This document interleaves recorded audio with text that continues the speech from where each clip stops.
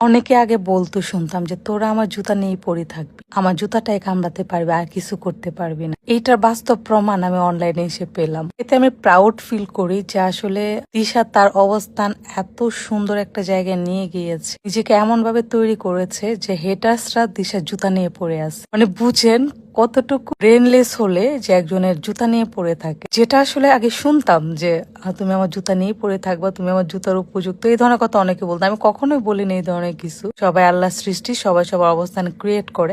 কিছু কিছু মানুষের অ্যাটিটিউড এবং কিছু কিছু মানুষের কিছু কিছু জিনিস দেখে মনে হয় যে এরা আসলে অন্য জুতা নিয়ে পড়ে থাকে। রিসেন্ট কি ইস্যু, স্ক্রিনশট আফারা, যাদের কোনো কাজ নাই, কে কি করলো না করলো উল্টা পাল্টা এর ওর ছবি ভিডিওর স্ক্রিনশট নিয়ে উল্টা পাল্টা পোস্ট করে তারা হচ্ছে মার্ক জুকারবার্গ যে কি করছে, ছবিতে এখন ডলার দেয়, আর তো স্ক্রিনশট আফারদের ঈদ, এইটা মঞ্চে এইটা দিয়ে স্ক্রিনশট আফারা ডলার ইনকাম করে। রিসেন্ট কি শুরু হয়েছে, দিশার নাকি পায়ের থেকে জুতা বড়, এটা নিয়ে শুরু হয়েছে তাদের শত শত পোস্ট দেওয়া, এখানে কমেন্ট, হ্যাঁ এই বেটি যে দরজাল মেয়েরে বড় জুতা কিনা দিছে, মেয়েরে জাপ কিনা দেয়, মেয়ে তাই কি পরে, মেয়ে কি পড়বে। আর অনেকজন বলে আরে এই জুতা 2 বছর পর্যন্ত পড়বে, দিশার মা এটা সেটা। শোনো, এখন 6 মাসের বাচ্চারেও অপছন্দের জিনিস দিলে সে পরে না। হ্যাঁ, সে তার যদি পছন্দ না হয়। আমার বোনের মেয়ে যে সাইবাস, তার একটা লাল কালারের জামা আছে, সে সবসময় লাল কালারের জামাই দেখে পরানোর জন্য। সো তোমরা যদি ভাবো যে দিশাকে যাই দেই তাই পরে, ইচ্ছার বিরুদ্ধে পরে, ভুল। দিশার যেটা পছন্দ না হয় এটা আমি যদি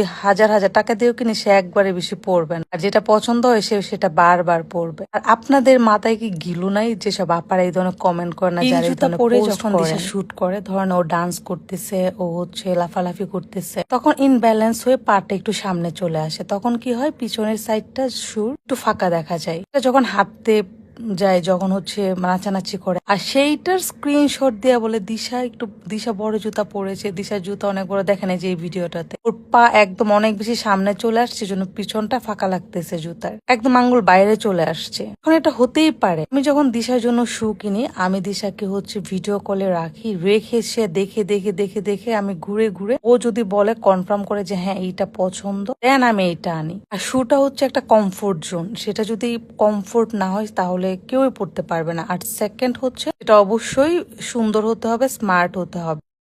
একজন মানুষের রুচি এবং একজন মানুষের আভিজাত্য সবকিছু ফুটে ওঠে তার শুতে। আমি অনেক আগে একটা গল্পতে পড়েছিলাম যে আসলে কোন দেশে নাকি তাদের শু দেখে হচ্ছে তাদের পার্সোনালিটি বিচার করে। আমার কাছে এটাই মনে হয়, শু দেখে পার্সোনালিটি বিচার করাটা উচিত, কারণ একটা শুর মাধ্যমে একজনের রুচি ফুটে ওঠে। যাই হোক, সেটা যার যার ব্যাপার, আসলে এটা যার যার অভিমত। এই স্ক্রিনশট আফারাজে মানে শুরু করছে দিশা বলে আমি বড় জুতা কিনা দিছি, দিশার বলে পা অফিস বাইরে দিচ্ছে, দিশার জুতা